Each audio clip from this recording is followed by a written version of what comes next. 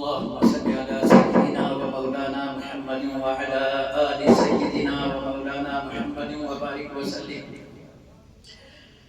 نحمده ونصلي على رسوله الكريم. أما بعد، أعوذ بالله من الشيطان الرجيم.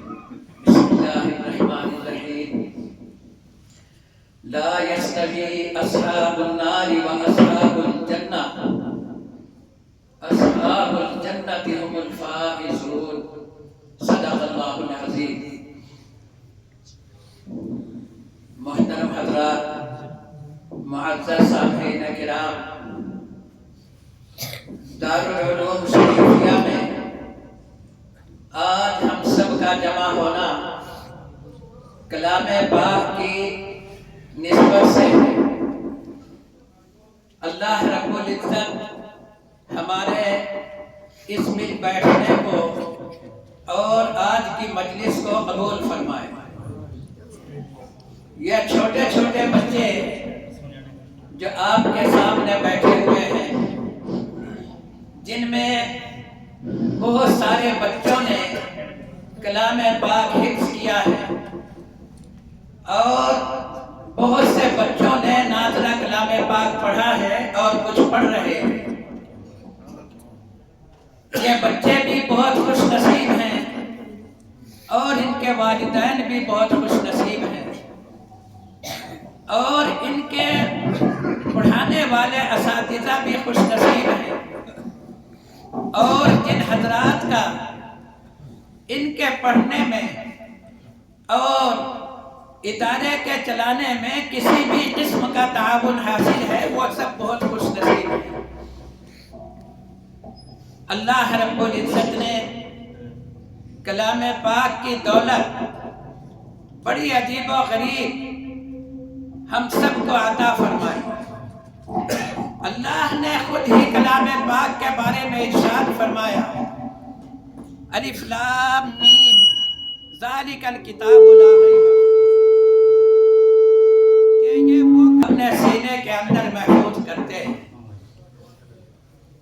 کلام پاک میں مرد مومن کا مقام ذکر فرمایا گیا ہے، کلام پاک کا مرتبہ بیان فرمایا گیا ہے۔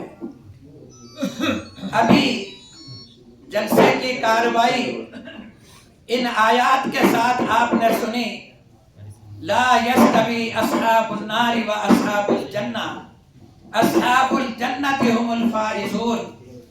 اس میں مرد مومن کا مقام بیان فرمایا گیا، اور اس سے دوسری آیت میں لو انزلنا هذا القرآن على جبل لرأيته خاشعا متصدعا من خشية الله، اس میں کلام پاک کا مقام بیان فرمایا گیا۔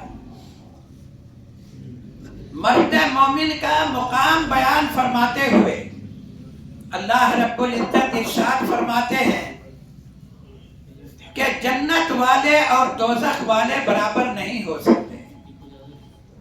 اللہ رب العزت نے جس کو ایمان کی دولت عطا فرما دی، وہ اللہ رب العزت کا بہت بڑا انعام حاصل کر چکا ہے، اور جو اس دولت سے محروم ہے وہ اس کے مرتبے کو کبھی نہیں پہنچ سکتا۔ کلام پاک کا مقام بیان کرتے ہوئے ارشاد فرمایا کہ اگر ہم اس قرآن کو کسی پہاڑ پر نازل کرتے تو اے نبی صلی اللہ علیہ وسلم آپ اس کو دیکھتے کہ وہ اللہ کے خوف سے ریزہ ریزہ ہو جاتا، پھٹ جاتا اور اس کو برداشت نہ کر پاتا، مگر اللہ نے اتنا باعظمت قرآن اور اپنا کلام اپنے بندوں کے لیے آسان فرما دیا۔ چنانچہ ارشاد فرمایا وَلَقَدْ يَسَّرْنَا الْقُرْآنَ لِلذِّكْرِ فَهَلْ مِن مُدَّكِرٍ، کہ ہم نے کلام پاک کو آسان کیا یاد کرنے کے لیے، بس ہے کوئی یاد کرنے والا؟ نصیحت حاصل کرنے کے لیے ہم نے کلام پاک کو آسان کیا، فَهَلْ مِن مُدَّكِرٍ، بس ہے کوئی نصیحت حاصل کرنے والا؟ کلام پاک کو جس عمر کے اندر بھی آدمی پڑھتا ہے اللہ رب العزت اس کے لیے اس کو آسان فرما دیتے ہیں۔ بچپن میں پڑھے جب بھی، جوانی میں پڑھے جب بھی، اور بڑھاپے کے اندر پڑھے تو جب بھی اللہ اس کو آسان فرما دیں گے۔ اللہ کے نبی صلی اللہ علیہ وسلم پر 40 سال کی عمر میں کلام پاک نازل ہونا شروع ہوا اور 23 سال تک تھوڑا تھوڑا کر کے آپ کے اوپر نازل کیا گیا، اور آپ کے وصال سے 7 دن پہلے یہ آیت شریفہ نازل ہوئی جو کلام پاک کی آخری آیت ہے، یعنی سب سے بعد میں جو نازل ہوئی۔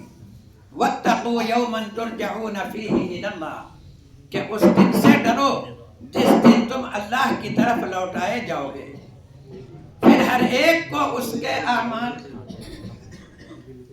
اعمال کا پورا پورا بدلہ اس کو دے دیا جائے گا۔ وَهُمْ لَا يُظْلَمُونَ، اور ان پر کوئی ظلم نہیں کیا جائے گا۔ تو اس سے یہ بات معلوم ہوئی کہ اگر کوئی پوری زندگی بھی کلام پاک پڑھتا رہے تو جب بھی کلام پاک کا حق ادا نہیں ہو سکتا۔ یہ اللہ کا بہت بڑا انعام ہے کہ آج جگہ جگہ دینی مدارس اور مکاتب قائم ہیں، اور ہر طرح کی سہولت اللہ نے دی ہے کہ ہم اپنے بچوں کو جہاں بھی چاہیں وہاں پڑھا سکتے ہیں۔ کلام پاک کی دولت اتنی بڑی دولت ہے کہ حدیث پاک کے اندر ارشاد فرمایا گیا، من قرأ القرآن وعمل فیہ، کہ جس شخص نے کلام پاک پڑھا اور اس پر عمل کیا تو اللہ رب العزت اس کے والدین کو ایسا تاج پہنائیں گے کہ اگر سورج کو ایک کمرے میں بند کر دیا جائے تو اس کی روشنی بھی اس تاج کا مقابلہ نہیں کر سکے گی۔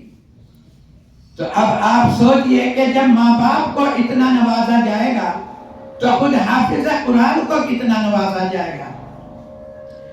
حدیث پاک کے اندر فرمایا گیا، ابو داؤد شریف کی حدیث ہے کہ قیامت کے دن حافظ قرآن کو کہا جائے گا کہ پڑھتا جا اور چڑھتا جا، جہاں تیری آخری منزل ہوگی وہیں تیرا مقام ہوگا۔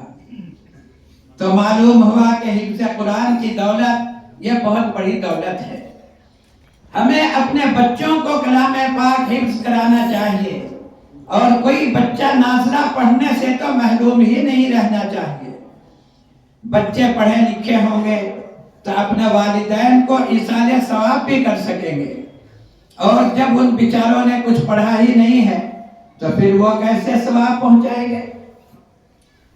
ابھی ایک جگہ مفتی نفیس صاحب بیان فرما رہے تھے، انہوں نے ایک واقعہ فضائل اعمال کے حوالے سے بیان کیا کہ ایک عورت نے اپنے بچے کو کلام پاک حفظ کرایا۔ اللہ نے اس بیٹے کو توفیق دی کہ وہ روزانہ اپنی والدہ کی قبر پر جا کر پورا کلام پاک پڑھتا تھا۔ تو ایک روز اس کی ماں اس کے خواب میں آئی اور یوں کہا کہ بیٹا، جب تم قبر پہ آیا کرو تو ایک دم پڑھنا شروع مت کیا کرو، تھوڑی دیر ٹھہر جایا کرو۔ بچے نے پوچھا کہ ایسا کیوں ہے؟ تو اس کی ماں نے کہا کہ جب تم پڑھتے ہو تو کلام پاک کا نور قبر سے لے کر آسمان تک اتنا ہو جاتا ہے کہ میں تمہیں جی بھر کے دیکھ نہیں پاتی، تو کلام پاک کے نور کی وجہ سے میں تمہیں نہیں دیکھ پاتی، اس لیے پڑھنے سے پہلے ہی رک جایا کرو تاکہ میں تمہیں دیکھ لوں۔ تو اس سے یہ بات معلوم ہوئی کہ کلام پاک کا والدین کو کتنا زبردست فائدہ پہنچتا ہے۔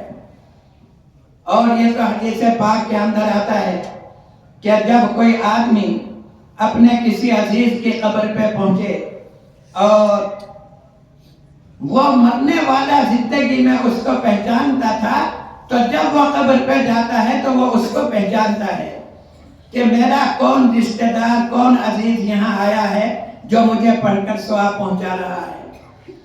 در منضود میں حضرت مولانا عاقل صاحب رحمۃ اللہ علیہ نے لکھا ہے کہ اگر کوئی شخص اپنے والدین کی یا ان میں سے کسی ایک کی قبر پر جا کر جمعے کے روز مکمل سورہ یاسین شریف پڑھے تو جتنے اس کے اندر حروف ہیں اس کے مطابق اس کی مغفرت کر دی جاتی ہے. تو یہ بڑی فضیلت جبھی تو حاصل ہوگی جب ہمارے بچے حافظ ہوں گے اور عالم ہوں گے. یہ چھوٹے چھوٹے بچے اللہ ان کی برکت سے ہماری مغفرت کا نجات کا فیصلہ فرمائے. اللہ رب العزت کے یہاں بہت اہمیت رکھتے ہیں. معصوم فرشتے کہ جن کے بارے میں اللہ نے فرمایا لا یعصون اللہ ما امرہم، کہ وہ اللہ کے حکم کے خلاف کرتے ہی نہیں ہیں. وَيَفْعَلُونَ مَا يُؤْمَرُونَ، اور جو کچھ حکم دیا جاتا ہے وہ اس کو پورا کرتے ہیں. تو فرشتوں جیسی معصوم مخلوق کلام پاک پڑھنے والے بچوں کے پیروں کے نیچے اپنے پر بچھاتی ہے. اور ایک حدیث ابو داؤد شریف کے اندر ذکر کی گئی کہ مچھلی پانی کے اندر اور خشکی کے سب جانور طلبہ اور نیک عالم کے لیے دعا کرتے ہیں. کسی نے بڑا اچھا شعر کہا ہے، مچھلیاں پانی میں ذرے خاک میں برگو شجر، نیک عالم کو دعا دیتے ہیں ہر شام و سحر. اور یہ مدرسہ تو میں کہا کرتا ہوں کہ اللہ رب العزت نے ایسی جگہ قائم فرمایا کہ ایک طرف سامنے قبرستان ہے اور ادھر یہ ادارہ ہے. تو یہاں کے پڑھنے پڑھانے کی آواز کلام پاک کی یقیناً وہاں پہنچتی ہوگی تو انشاءاللہ العزیز وہاں کے مردوں کو تو عذاب بھی نہیں ہوگا. اللہ نے اس آیت کا مصداق بنا دیا، الم نجعل الارض کفاتا احیاء و امواتا، کہ کیا ہم نے زمین کو کافی نہیں بنا دیا زندوں کے لیے اور مردوں کے لیے. تو دونوں کے لیے اللہ رب العزت اس کا فائدہ پہنچا رہا ہے. کلام پاک بہت اونچی دولت ہے. کلام پاک اللہ رب العزت نے اپنی مہربانی سے اس کی حفاظت کا وعدہ بھی خود ہی کر لیا. ارشاد فرمایا انا نحن نزلنا الذکر وانا لہ لحافظون، کہ ہم نے ہی کلام پاک نازل کیا اور ہم ہی اس کی حفاظت کرنے والے ہیں. اب اس کی حفاظت اسی طرح ہوگی کہ بچے اپنے سینوں کے اندر اس کو محفوظ کرتے ہیں. چنانچہ ہر زمانے کے اندر لاکھوں نہیں کروڑوں کی تعداد میں کلام پاک کے حافظ ہوتے چلے آئے ہیں. صحابہ کرام کے زمانے سے لے کر آج تک اور قیامت تک اسی طرح ہوتے رہیں گے. کلام پاک کی مخالفت کا دور ہمیشہ چلتا رہا. نہ جانے کیسے کیسے طریقوں سے کلام پاک کو مٹانے کی کوشش کی گئی، مگر اللہ رب العزت نے کلام پاک کی حفاظت کا جو وعدہ فرما دیا اللہ اس کو ہمیشہ پورا کرتے رہیں گے اور پورا کرتے رہے ہیں. روس کے اندر کلام پاک کے اوپر پابندی لگائی گئی. 90 سال تک کلام پاک پر پابندی رہی، لیکن وہاں کے لوگوں پر کلام پاک کی حفاظت کا شوق اللہ نے ایسا طاری کر دیا، ایسا مسلط کر دیا کہ اس پابندی میں بھی انہوں نے اپنے بچوں کو حافظ اور عالم بنایا. ایک انجینئر صاحب نے اپنا واقعہ بیان کیا کہ میں روس پہنچا تو کچھ بچے جو چھوٹے چھوٹے بچے تھے، پڑھے ہوئے تھے، تو ان کے اشارے پر میں ان کے گھر گیا. انہوں نے میرے پاس چھوٹا سا کلام پاک دیکھ کر پوچھا کہ یہ کیا ہے؟ تو میں نے ان سے کہا کہ یہ تو قرآن ہے. تو میں نے ان کو وہ قرآن دیا. ان بچوں نے اس کو الٹا طریقے سے پکڑا، یعنی وہ یہ نہیں سمجھتے تھے کہ یہ سیدھا کدھر سے ہے اور الٹا کدھر سے ہے. تو بڑا تعجب ہوا. پھر ان سے کہا کہ اچھا فلاں جگہ سے پڑھو. تو بچوں نے فرفر پڑھنا شروع کر دیا. 1 سے پڑھوایا، 2 سے پڑھوایا، 3 سے پڑھوایا، سارے حافظ قرآن. اور جب ان کے ماں باپ سے پوچھا کہ یہ کیا بات ہے، یہ بچے اندھے بھی نہیں ہیں، ماشاءاللہ آنکھوں والے ہیں اور کلام پاک کے حافظ بھی ہیں، لیکن کلام پاک کا ان کو یہ معلوم نہیں کہ یہ الٹا کدھر سے ہے، سیدھا کدھر سے ہے۔ تو ان کے والدین نے رو کر یوں سنایا کہ ان بچوں نے زندگی میں آج پہلی مرتبہ کلام پاک کی زیارت کی ہے، یہاں کلام پاک کے اوپر پابندی ہے، نہ کوئی پڑھ سکتا ہے نہ پڑھا سکتا ہے۔ ہم نے اس کا طریقہ یہ اپنایا کہ اگر کوئی حافظ ٹیلر ہے یا کوئی اور کسی چیز کا کاریگر ہے تو ہم نے اپنا بچہ وہی کام سیکھنے کے لیے وہاں بھیجا اور ان سے کہا کہ بھائی تم ایک ایک دو آیت اس کو کلام پاک بھی پڑھا دینا۔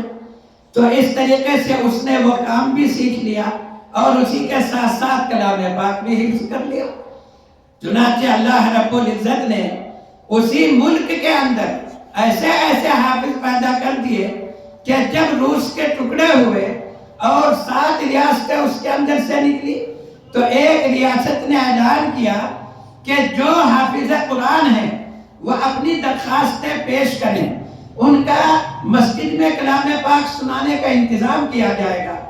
تو 15,000 درخواستیں وہاں پہنچی اور ہر ایک حافظ کو یہ شوق ہے کہ میں رمضان میں 3 قرآن سناؤں، ہر 10 دن میں کلام پاک پورا کروں۔ جیسے ماں اپنے بچھڑے ہوئے بچے کو بار بار دیکھ کر گلے لگاتی ہے، تو اس طرح وہ کلام پاک کے حافظ یوں سوچتے کہ ہم زندگی کی تلافی کر لیں، ہم سنا نہیں سکے، اب مسجد کے اندر ہم کلام پاک سنا دیں۔ تو کلام پاک بہت بڑی دولت ہے اور بھائی یہی چیز ہمارے کام آنے والی ہے۔ ہم نے اپنے بچوں کو پڑھا دیا تو ہمارے مرنے کے بعد اللہ تعالیٰ انہی کے ذریعے سے ہمارے ثواب پہنچانے پر ان کے ذریعے سے ہماری بخشش کا فیصلہ فرما دیں گے۔ دیکھیے ہم روزانہ اپنی آنکھوں سے دیکھتے ہیں کہ کتنے جنازے ہمارے کندھوں پر اٹھ گئے، کتنے لوگوں کی موت ہم نے دیکھ لی۔ اس میں تو کوئی شک ہی نہیں ہے کہ ہر ایک انسان کو مرنا ہے۔ اللہ رب العزت ارشاد فرماتے ہیں ثم اماتہ فاقبر ثم اذا شاء انشر۔ یہ 3 باتیں فرمائی کہ ہم پہلے انسان کو موت دیں گے پھر قبر تک پہنچائیں گے۔ تو موت بھی ہم اپنی آنکھوں سے دیکھتے ہیں، قبر تک بھی اپنے ہاتھوں سے پہنچا کر آتے ہیں۔ ثم اذا شاء انشر، پھر جب اللہ چاہے گا تو وہ اس کو اٹھائے گا۔ اب جیسے موت تک اور پھر قبر تک پہنچانا ہم نے اپنی آنکھوں سے دیکھ لیا اور یقین کر لیا، تو مرنے کے بعد دوبارہ زندہ ہونے پر اور اٹھنے پر بھی ہمیں اسی طرح یقین کرنا ہے۔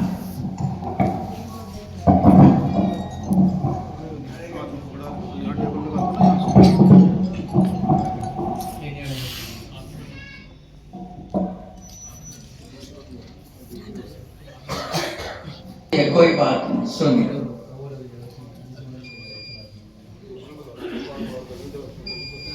تو میں یہ عرض کر رہا تھا کہ 3 چیزیں اللہ نے اس میں بیان فرمائی۔ ثم اماتہ